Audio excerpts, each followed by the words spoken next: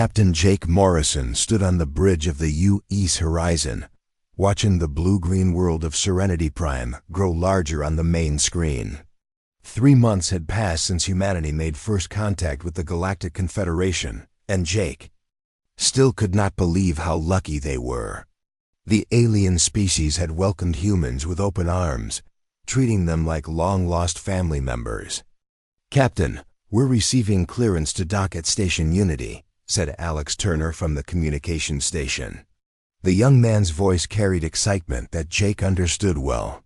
Every human who visited Confederation space felt the same wonder at seeing their advanced technology and peaceful society. Dr. Lisa Carter looked up from her science station, her dark hair falling across her face as she studied the readings. "The energy signatures from their space station are incredible. They're using some kind of harmonic resonance system that creates zero waste. It's like nothing we've ever seen." Commander Ryan Bell, the ship's security chief, nodded but kept his eyes on the tactical display. Old habits died hard, and Ryan had spent too many years in Earth's military to completely relax, even in friendly space. Their defensive systems are impressive too. Not aggressive, but they could stop any threat without firing a shot. Jake understood Ryan's caution. The Confederation had 12 member species, and all of them seemed to have technology that surpassed humanity by centuries. Yet they treated humans as equals, eager to share knowledge and culture. It was almost too good to be true. The docking process went smoothly. Confederation technology guided the horizon into the massive station with gentle precision. Jake had seen Earth space stations, but Station Unity was something else entirely. The structure seemed to grow like a living thing, with curved walls and soft lighting that made visitors feel welcome rather than intimidated. Ambassador Keth of the Zilani waited for them in the main docking bay. The alien stood nearly 8 feet tall, with pale blue skin and large, gentle eyes that seemed to see everything.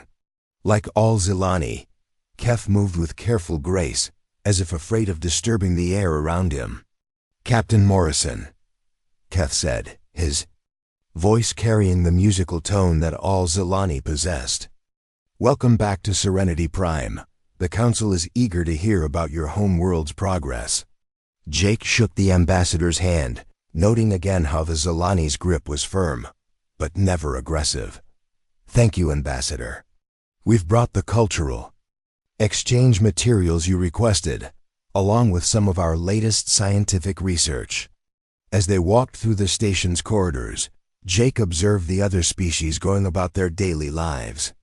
The methodical Kithra moved in perfect synchronization, their 4 arms working in harmony as they tended to the station's systems. The floating ethereal mist communicated through color changes in their translucent bodies, creating beautiful patterns in the air. The gentle gardeners, who looked like walking trees, carefully tended to the living walls that provided the station's oxygen. Every species Jake had met shared the same characteristics. They were peaceful, cooperative, and seemed incapable of violence. Their societies had no armies, no weapons, and no concept of war. When humans first arrived, the Confederation had been amazed to learn that Earth had military forces, but they assumed it was just for protection against natural disasters or wild animals. Dr. Carter fell into step beside Ambassador Keth. "I've been studying the historical records you gave us access to. There's something I wanted to ask about. There seems to be a gap in your databases roughly 50,000 years ago. The records just stop for several thousand years, then resume with much smaller populations." Keth's large eyes blinked slowly, and Jake noticed the alien's step falter slightly. "Ah, yes, that period is difficult to discuss. We call it the Great Silence. It was a time of great loss for our civilizations. What happened?" Dr. Carter pressed gently. "Did some natural disaster affect multiple worlds?" "Something like that," Keth replied, but his voice had lost its musical quality. "Perhaps we should focus on more pleasant topics. Your species has brought such hope to the Confederation. After so long, to find another intelligent species that chooses the path of peace and exploration. Jake caught the way Keth emphasized. The word chooses. It seemed odd, but before he could think about it more, they arrived at the main conference room. The chamber was enormous, with seating for representatives from all 12 species. The design favored curves over straight lines, and the lighting was warm and welcoming. The meeting proceeded as expected. The Confederation leaders asked about Earth's progress in space exploration, their scientific achievements, and their cultural development. Jake answered honestly, focusing on humanity's recent cooperation in space, their environmental restoration efforts, and their excitement about joining the galactic community. What struck Jake was how relieved the aliens seemed with each positive answer. When he mentioned that Earth's nations had worked together to build the horizon, several species exchanged what looked like satisfied glances. When Dr. Carter described humanity's scientific method and their desire to learn rather than conquer, the room practically hummed with approval. The meeting ended with the Confederation formally approving several new cultural exchange programs. Humans would be allowed to visit more worlds, and Confederation species would send more representatives to Earth. It was everything humanity had hoped for. That evening, Jake returned to his quarters aboard the Horizon to find a message waiting for him. The encryption was military grade, coming directly from Admiral Helen Brooks on Earth. Jake's blood ran cold as he read the contents. Jake, intelligence suggests complications regarding our integration with the Confederation. We've discovered some troubling information about their history and their real reasons for accepting us. Trust no one completely. Report everything. Something doesn't add up about these peaceful species and their missing historical records. Maintain normal diplomatic relations, but be prepared for anything. The situation may not be what it appears. Jake deleted the message and sat back in his chair. Through his window, he could see the lights of Serenity Prime, a world that had known peace for thousands of years. The Confederation had welcomed humanity with open arms, treating them as brothers in a vast, peaceful galaxy. But Admiral Brooks was right. Something felt wrong. The gap in their historical records, the way they changed subjects when asked difficult questions, and most importantly, the way they seemed so desperately hopeful that humanity would choose peace over conflict. Jake looked at his reflection in the window and wondered what the Confederation really knew about humanity and what they were afraid to tell them. Tomorrow he would begin looking for answers, but tonight he could only sit and worry about what those answers might reveal about both humanity and their new galactic neighbors. The next morning brought new mysteries. Alex Turner intercepted a burst transmission between Confederation worlds that mentioned apex predator indicators and carnivore behavioral analysis. When Jake confronted Ambassador Keth about it, the alien's response was more frightening than any threat could have been. Captain Morrison, Keth said, his voice barely above a whisper, we know exactly what your species is. The question is whether you can choose to be something different. Dr. Kevin Martinez stared at the data on his screen, his coffee growing cold as he read the same results for the third time. The laboratory at the Earth Sciences Institute was quiet except for the soft hum of computers processing information. That would change everything humanity thought they knew about themselves. Nancy, you need to see this, he called to Professor Nancy Williams, who was working at the terminal beside him. The historian looked up from her own research, concern evident on her face. The evolutionary analysis is complete, Kevin said, his voice tight with worry. I've compared human development with every Confederation species we have data on. The results are not good. Nancy rolled her chair over to look at his screen. The display showed a complex tree of evolutionary development with human ancestors, branching off in a completely different direction from their galactic neighbors. Look at this, Kevin pointed to the data. Every single Confederation species evolved from prey animals. The Zelani descended from creatures that were hunted by massive predators on their home world. The Kithra evolved from small creatures that survived by hiding in groups. The ethereal mist came from animals that escaped danger by floating away from threats. Nancy studied the information, her face growing pale. And humans? We evolved from persistence hunters, Kevin said quietly. Our ancestors chased prey across vast distances until the animals collapsed from exhaustion. We developed intelligence to track, trap, and kill more effectively. Our entire evolutionary history is based on being predators. The implications hit Nancy like a physical blow. No wonder they seem so nervous around us. They're not just being friendly, they're afraid. Meanwhile, aboard the Horizon, Alex Turner was having his own disturbing discoveries. The young communications officer had been monitoring Confederation transmissions, hoping to learn more about their technology and culture. What he found instead made his hands shake as he typed his report. Captain Morrison to the bridge, Alex called over the ship's communication system. His voice carried an urgency that made Jake drop the report he was reading and head for the elevator immediately. What do you have, Alex? Jake asked as he stepped onto the bridge. Alex turned his screen so Jake could see the intercepted messages. I've been tracking communication patterns between Confederation worlds. Most of their transmissions are open and easy to understand. But there's been an increase in encrypted messages since we arrived. Have you been able to decode any of them? Some of them, Alex said, bringing up a new display. They're discussing us, Captain. They have detailed medical scans from when we first arrived. They know everything about our biology, our muscle structure, our brain chemistry. Look at this message from the Kithra Science Council. Jake read the translated text with growing alarm. The message discussed elevated stress hormones consistent with apex predator species, and neural pathways optimized for strategic thinking and tactical planning. The Kithra scientists were analyzing human behavior patterns and comparing them to something they called historical predator species data. There's more, Alex continued, bringing up another message. This one mentions something called the Vodek. The name appears in dozens of encrypted transmissions, always in connection with discussions about humans.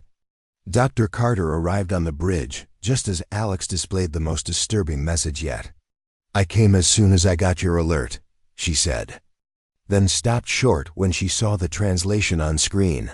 The message was from the HFY Confederation Medical Council to the ruling body on Serenity Prime. It read, Physical analysis confirms initial assessment. Human species shows identical biological markers to archived Vorthik samples. Recommend immediate implementation of containment protocols should behavioral assessment prove positive for aggressive tendencies. The bridge fell silent as the implications sank in. The Confederation had not stumbled upon humanity by accident. They had been studying them, testing them, and comparing them to some other species that had apparently required containment.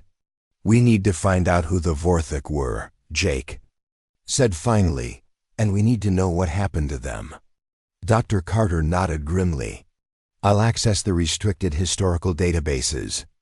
Ambassador Keth gave me research credentials, but I doubt he expected me to use them for this.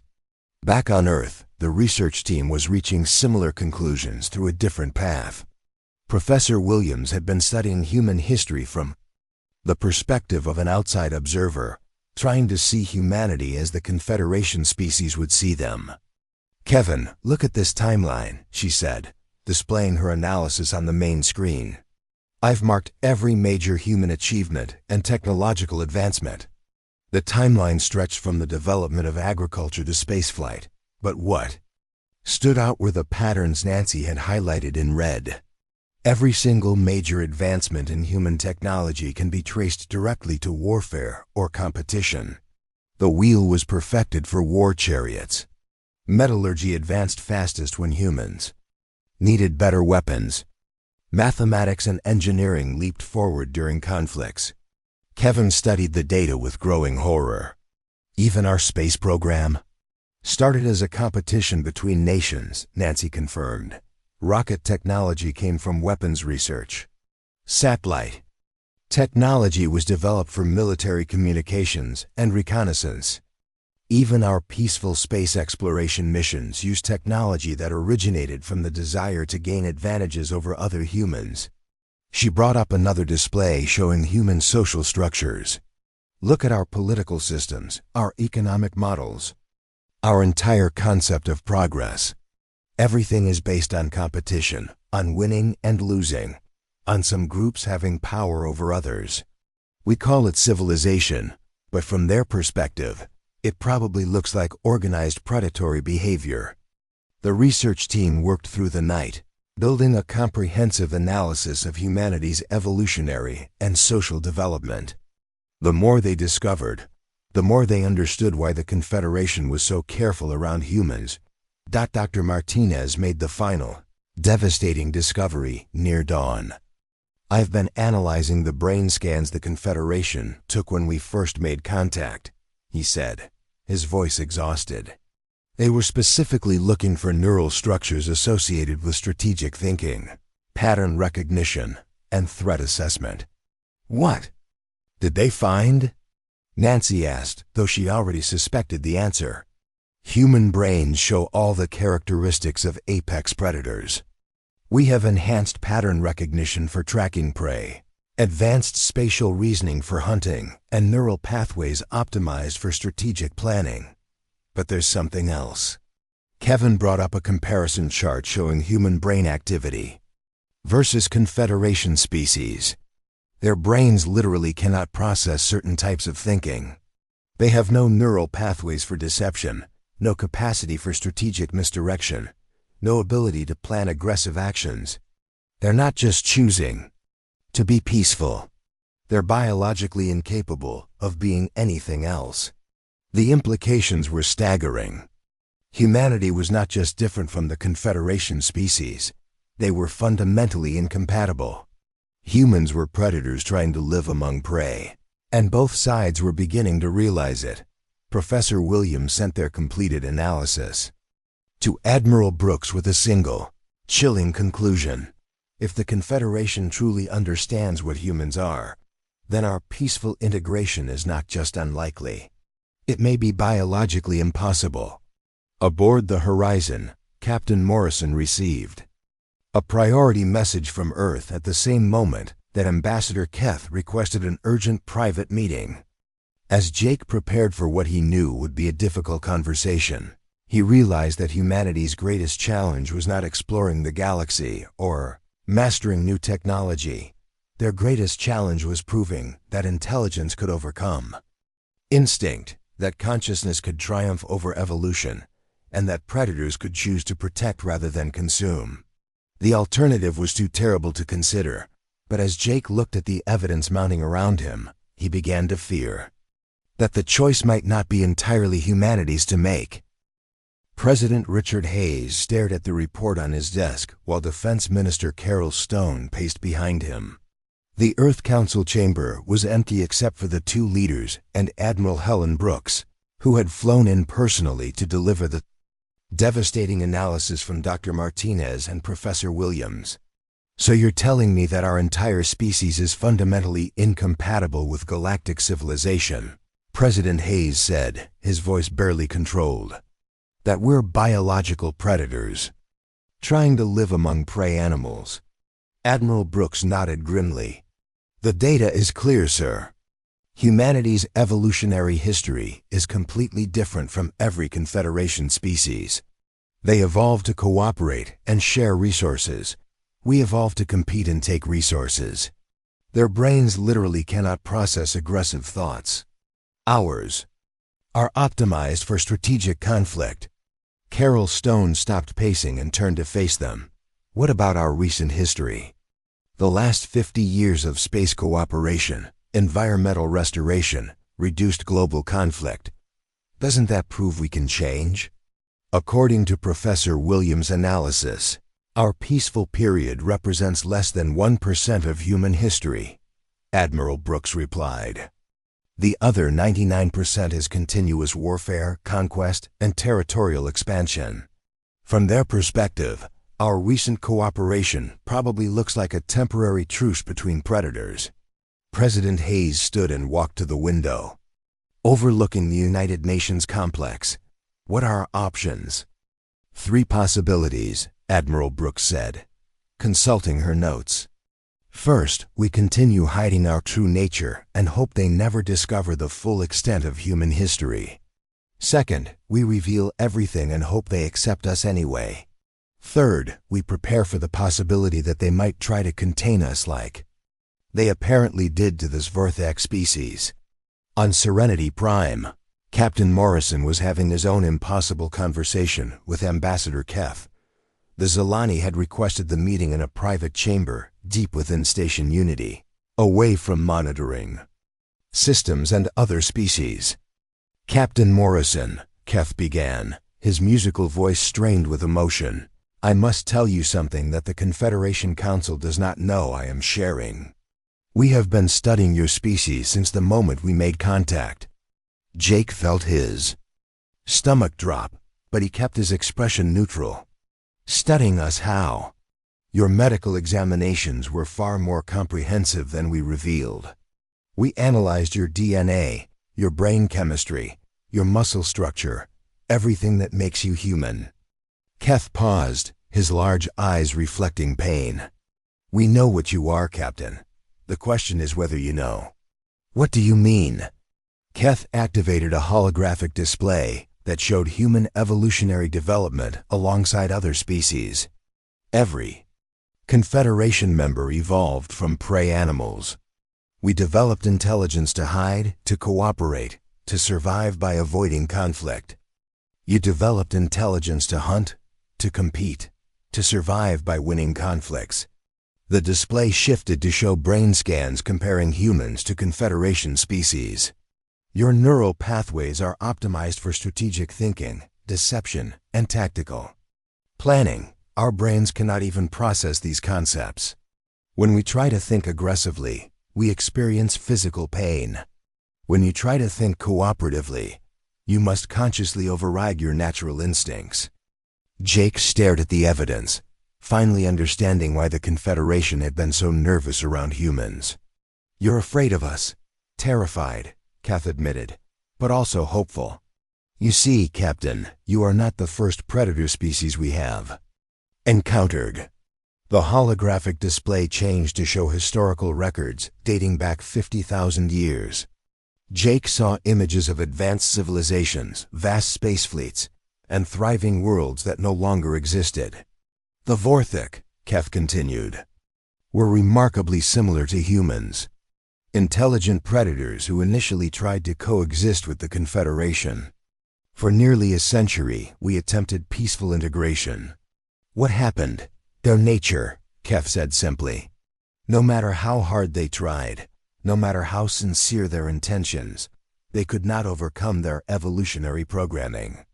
Disputes over resources led to territorial demands. Territorial demands led to strategic deception. Strategic deception led to the use of force.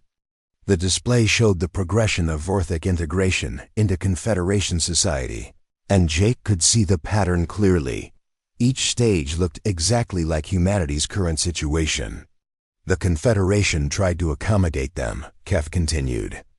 We modified our resource distribution systems, gave them territories to control, allowed them to maintain their hierarchical social structures, but it was never enough. Their nature demanded expansion, competition, dominance. Jake's throat felt dry. Did you fight them?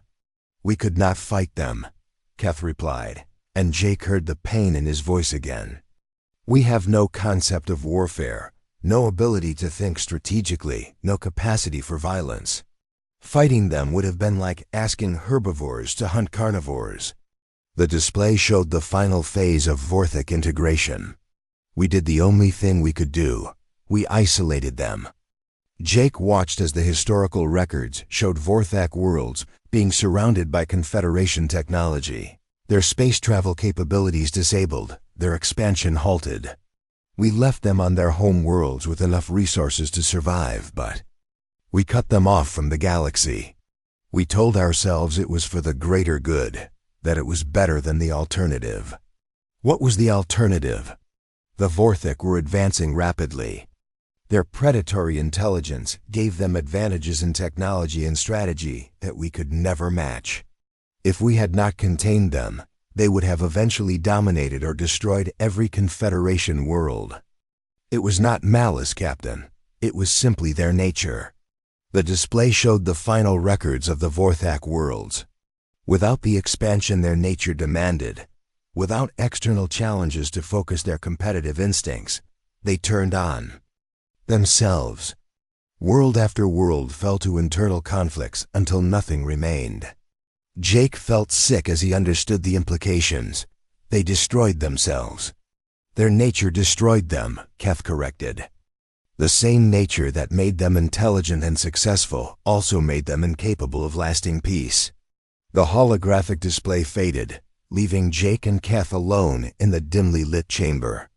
"Why are you telling me this?" Jake asked. "Because the Confederation Council is preparing the same containment protocols for humanity," Keth replied. "The debate has already begun. Some argue that humans have shown more promise than the Vorthik, that your recent period of cooperation proves you might be different. Others believe that predator species cannot change, that it is only a matter of time before humanity's true nature emerges." Jake thought about Earth's recent history, about the cooperation that had built the horizon and brought humanity to the stars. But he also thought about Professor Williams' analysis, about the 99% of human history. That was warfare and conquest. "What do you believe?" Jake asked. Keth was quiet for a long moment. "I want to believe that intelligence can overcome instinct, that consciousness can triumph over evolution. But Captain, in all our recorded history, we have never seen a predator species successfully integrate into peaceful civilization. What happens if the Council decides we're too dangerous?" "The same thing that happened to the Vorthik," Keth said quietly. "Humanity will be quietly isolated on Earth and your colonies, cut off from galactic civilization until your nature destroys you from within." Jake stood to leave, his mind reeling with the weight of what he had learned. At the door, he turned back to Keth. "How long do we have?" "The Council meets in 10 days, Keth replied. "They will review all the evidence we have gathered about human behavior and make their decision. Captain Morrison, I hope you understand the gravity of this situation. This is not just about diplomatic relations or trade agreements. This is about the survival of your entire species." As Jake walked back to the horizon, he realized that humanity's greatest test was not behind them, but ahead. They had 10 days to prove that predators could choose to be something more than their nature demanded. 10 days to demonstrate that. Evolution was not destiny. The question was whether 10 days would be enough to overcome 50,000 years of human history. Supreme Coordinator Vash of the Kithera stood before the massive viewing screen in the Confederation Council chamber, watching data streams flow across the display. The four-armed alien's movements were perfectly synchronized as always, but today, there was a tension in his posture that the other council members could sense. "The human behavioral assessment begins today," Vash announced to the assembled representatives. "All 12 member species have agreed to participate in the evaluation protocol. The future of human integration depends on what we discover in the next 7 days. Ambassador Keth shifted uncomfortably in his seat. He had not told the council about his private conversation with Captain Morrison, but the weight of that decision pressed on his conscience. The humans deserved to know they were being tested, but the council had voted for secrecy. On Station Unity, Captain Morrison received what appeared to be a routine diplomatic schedule. The document outlined a series of cultural exchange activities, trade negotiations, and scientific collaborations. To any casual observer, it looked like normal diplomatic work. But Jake recognized it for what it really was after his conversation with Keth. Every activity was designed to test human responses. Under pressure. Dr. Carter, Commander Bell, I need you in my ready room immediately, Jake called over the communication system. When his senior officers arrived, he activated the privacy shields and showed them the schedule. This is not what it appears to be, Jake said quietly. We are being tested. Every scenario they put us through will be analyzed for predatory behavior. Patterns. Commander Bell studied the schedule with his tactical mind. These negotiation scenarios, they all involve resource scarcity or territorial disputes. They want to see how we react when pushed into competitive situations. Dr. Carter pointed to another section. And these scientific collaborations require us to share our research methods. They want to understand how human problem-solving differs from their cooperative approaches. Jake nodded grimly. We have to be perfect. Any sign of aggressive thinking, any hint of strategic deception, any display of competitive instincts could doom our entire species. The first test came disguised as a trade negotiation between humanity and the methodical Kithra. The scenario involved rare minerals needed for both human and Kithra technology. The setup was simple: limited resources, multiple needs, and a requirement to reach a fair agreement. Commander Bell represented humanity in the negotiations, knowing that his military background made him the most dangerous choice, but also the most honest representation of human thinking. The Kithra negotiators approached the problem by analyzing how to share the resources equally, automatically assuming cooperation was the goal. Bell's first instinct was to assess the strategic value of different minerals, calculate bargaining positions, and develop fallback options if negotiations failed. He caught himself before expressing these thoughts, realizing that the very act of thinking strategically was what the Confederation feared most. We appreciate your willingness to share these resources, Bell said carefully. Perhaps we could discuss how to distribute them based on each species' most critical needs. The Kithra representative seemed pleased with this cooperative approach, but Bell noticed the hidden observers taking detailed notes. Every gesture, every pause, every word choice was being analyzed out. Meanwhile, on Earth, Admiral Brooks was conducting her own analysis with the help of Dr. Martinez and Professor Williams. Their task was to understand exactly what the Confederation was looking for and how humanity could pass their tests without lying about their fundamental nature. The problem is that our natural problem-solving methods are completely different from theirs, Dr. Martinez explained as he reviewed brain scan data. When humans face a challenge, we automatically look for competitive advantages. When they face the same challenge, they automatically look for cooperative solutions. Professor Williams pulled up historical examples on her screen. Look at how humans and Confederation species approach resource scarcity. When food was limited, human societies developed complex trading systems, territorial controls, and strategic storage methods.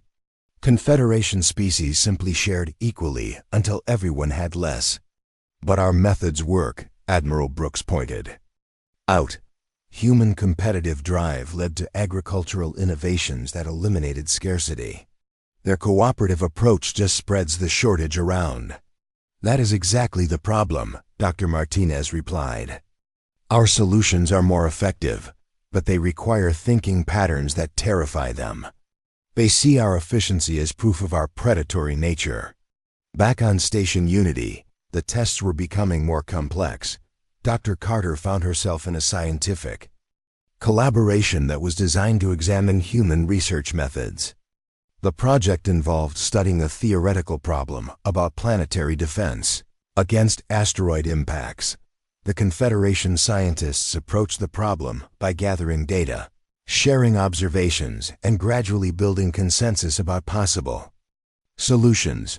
Dr. Carter's mind immediately jumped to multiple contingency plans, backup systems, and strategic resource allocation for maximum effectiveness.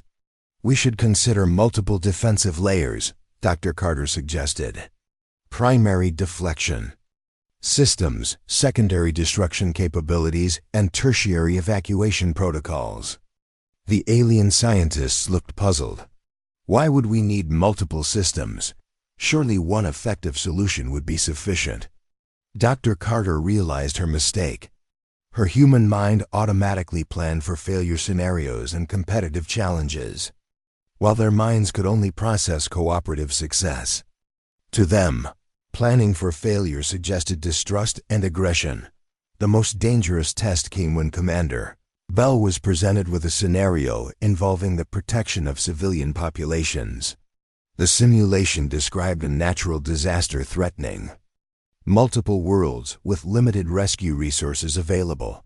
Bell's military training took over instantly. He began calculating evacuation priorities, resource allocation strategies, and triage protocols that would save the maximum number of lives. His recommendations were tactically brilliant and morally sound, but they revealed the strategic thinking that defined human intelligence. We should prioritize evacuation based on population density and rescue accessibility, Bell explained.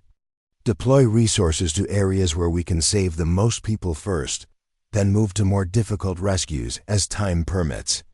The Confederation observers were horrified. Their approach would be to share rescue resources equally among all threatened populations, even if it meant saving fewer lives overall. Bell's strategic optimization looked like the cold calculation of a predator to them. Alex Turner intercepted the real-time analysis being transmitted between Confederation worlds. The comments were devastating. The observers noted advanced strategic thinking, resource optimization behavior, and hierarchical decision-making patterns. Every human strength was being recorded as evidence of their predatory nature. That evening, Captain Morrison called an emergency meeting with his senior staff. The privacy shields were at maximum as he shared what he had learned from the intercepted transmissions. "We are failing their tests," Jake said bluntly. "Not because we are doing anything wrong, but because we cannot help thinking like humans. Every solution we propose, every method we use, every instinct we follow proves to them that we are predators." "So what do?" Dr. Carter asked. "Pretend to be something we are not?" "The Confederation can detect deception," Commander Bell pointed out. "Their technology reads our stress patterns, analyzes our brain activity. If we try to fake our responses, they will know." Jake stared out the window at the peaceful lights of Serenity Prime. "Then we need to find a way to prove that being predators does not make us monsters. We need to show them that our nature can be directed toward protection instead of destruction." The next day brought news that changed everything. A distress signal reached Station Unity from the border world of Haven's Gate. A Confederation research station had gone silent, and rescue teams reported evidence of systematic destruction that showed clear signs of intelligent planning. Captain Morrison volunteered the Horizon for the rescue mission, not knowing that the perpetrators were survivors of the species humanity was being compared to. The Vorthek had not died out completely, and they had been watching humanity's integration with growing desperation and hope. As the Horizon prepared to depart for Haven's Gate, Jake realized that humanity's test was about to become far more dangerous than anyone had anticipated. The question was no longer whether humans could prove they were peaceful. The question was whether they could prove they were different from the Vorthek when faced with their own mirror image. The real test was about to begin, and failure would mean not just isolation, but the possible extinction of human civilization. The U's Horizon dropped out of faster-than-light travel at the edge of the Haven's Gate system, and Captain Morrison immediately knew something was terribly wrong. The Confederation research station that should have been orbiting the planet was gone, replaced by twisted metal debris floating in space. "Commander Bell, what are you reading on sensors?" Jake asked, his voice tight with concern. Ryan Bell studied his tactical display, his military experience telling him things that made his blood run cold. "Captain, This was not an accident. The debris patterns show systematic destruction. Someone targeted the station's critical systems in a specific sequence designed to maximize damage while preventing escape. Dr. Carter looked up from her science station, her face pale. I am detecting life signs on the planet's surface. Confederation personnel, but their signals are weak. There are also other life signs that do not match any known Confederation species. Alex Turner's communication equipment suddenly crackled to life with an incoming transmission. The voice that came through the speakers was harsh and aggressive, unlike anything they had heard from Confederation species. Human vessel, this is War Commander Vex of the Vorthic Remnant. We have been waiting for you. The bridge fell silent. Jake felt his heart racing as he realized they were face to face with the species that humanity was being compared to. Predators who had been contained and supposedly destroyed themselves. This is Captain Morrison of the UES Horizon. We are here on a rescue mission for Confederation personnel. Rescue mission, Vex laughed, and the sound carried no warmth. How perfectly human. You still pretend to care about the prey species, just as we once did. But we know what you really are, humans. We have been watching your pathetic attempts to integrate with these weak creatures. Jake activated the main view screen, and the image that appeared made everyone on the bridge step back. Vex looked remarkably similar to a human, but there was something in his eyes that spoke of 50,000 years of violence and survival. Behind him stood other Vorthek, their faces hard and their movements efficient in a way that reminded Jake uncomfortably of human soldiers. What do you want? Jake asked. What we should have taken long ago, Vex replied. The Confederation has advanced technology, vast resources, and no ability to defend themselves. They are prey animals pretending to be civilized. We offer you a choice, humans. Join us in claiming what predators deserve, or be destroyed along with your new prey friends. Commander Bell stepped forward, his tactical mind analyzing the Vorthic forces visible on screen. How many of you survived the containment? Enough, Vex said with a cruel smile. We learned from our mistakes. Instead of fighting each other, we united. Instead of destroying ourselves with endless wars, we focused our aggression outward. We have been preparing for this moment for millennia. Dr. Carter checked her readings again. Captain, I am detecting multiple ships hidden in the asteroid field. Their technology appears to be a hybrid of Vorthek and Confederation systems. Stolen technology, Vex confirmed. Taken from the research stations we have been quietly eliminating over the past decade. The Confederation never noticed because they cannot think strategically. They assumed the losses were accidents or equipment failures. Jake realized the terrible situation they were in.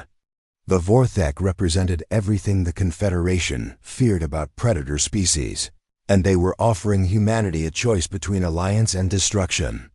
The Confederation personnel on the planet, Jake said. Release them and we can discuss this. They are bait, Vex replied casually. We needed to force a confrontation that would reveal your true nature. Will you sacrifice yourselves to save prey animals, or will you accept what you really are? On Serenity Prime, Supreme Coordinator Vash received reports of the situation at Haven's Gate with growing horror. The Confederation Council had been monitoring the Horizon's mission, hoping to see how humans responded to a crisis. Instead, they were witnessing their worst fears come to life.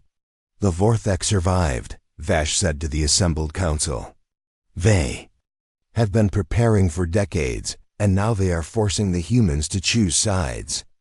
Ambassador Keth felt sick as he watched the transmission from Haven's Gate. If the humans join the Vorthek, our civilizations will not survive. If they refuse, the Vorthek will destroy them and then come for us anyway. Back on the horizon, Jake faced the most important decision in human history. Vex was right about one thing. The humans and Vorthek were similar species. Both had evolved as predators. Both possessed strategic intelligence. Both understood concepts like tactical advantage and resource control. But Jake also understood something that Thex had forgotten during 50,000 years of isolation and hatred. Intelligence could choose its own direction. "Commander Bell," Jake said quietly. "Tactical assessment. Can we defeat the Vorthic forces?" Bell studied his displays. "Their ships are more advanced, they outnumber us, and they have the advantage of position. In a direct confrontation, we would lose. Dr. Carter, can we rescue the Confederation personnel?" "Not while the Vorthic ships control the orbital space. Any rescue attempt would be suicide." Jake nodded, understanding the impossible situation. Then he had an idea that was completely human in its audacity and completely unlike anything the Vorthic would expect. "Thex," Jake said, opening the communication channel again. "You are right about one thing. We are predators just like you. But you have made a crucial mistake." "What mistake?" Thex demanded. "You assume that predators can only hunt prey," Jake replied. "You have forgotten that the most dangerous thing for any predator to face is another predator." Jake turned to his crew. "Alex, send a message to Serenity Prime on all frequencies. Tell them we are about to demonstrate the difference between predators who choose destruction and predators who choose protection. Commander Bell, prepare all weapon systems, but target the asteroid field, not the Vorthic ships. Dr. Carter, scan for the weakest points in the asteroid cluster." "Captain, what are you planning?" Bell asked. "The Vorthic are hiding in that asteroid field because it gives them tactical advantage," Jake explained. "But they chose their position based on attacking us, not on protecting themselves from the asteroids." Jake opened the channel to Thex again. "You want to see human nature? Watch and learn." The Horizon fired its weapons not at the Vorthic ships, but at specific points in the asteroid field. The carefully placed shots destabilized the entire cluster, causing a cascade of collisions that forced the Vorthic ships to flee their hidden positions or be crushed. But Jake was not done. As the Vorthic ships emerged from the chaos, he did something that no predator focused on destruction would think to do.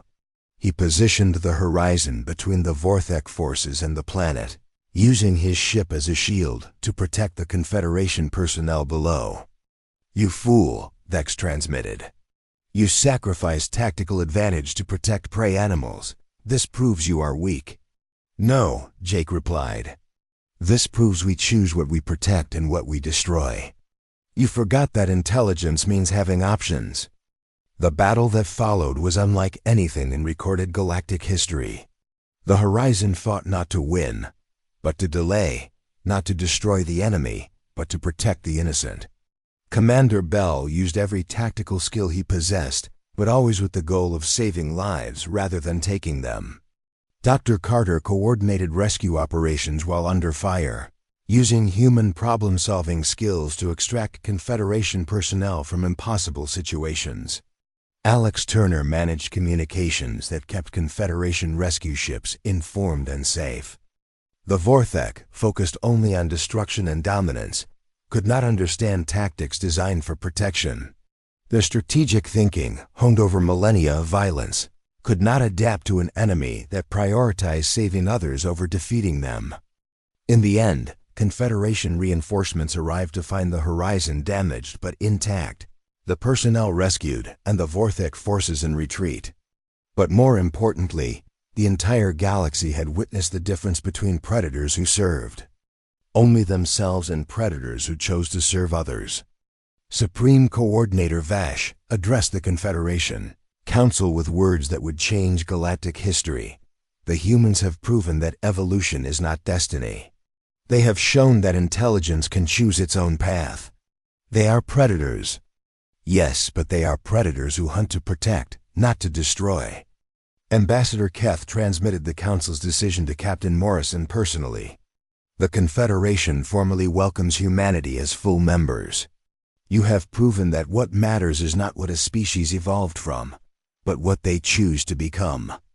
As the Horizon limped back to Serenity Prime for repairs, Jake stood on the bridge looking out at the stars. Humanity had passed the ultimate test, not by denying their nature, but by choosing how to use it. The galaxy was vast and full of challenges that would require both cooperation and strategic thinking to overcome. For the first time in 50,000 years, predator and prey species would work together, each contributing their unique strengths to build something greater than either could achieve alone. The real journey was just beginning, and the universe would never be the same.